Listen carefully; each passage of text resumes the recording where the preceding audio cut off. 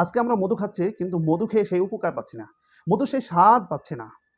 হ্যাঁ, আপনি যদি শাহফুড সেবা থেকে মধু ক্রয় করেন তাহলে আপনার ছোটবেলাকার সেই স্মৃতি আপনার মনে পড়ে যাবে। এখন সিদ্ধান্ত আপনার, যেহেতু টাকা আপনার।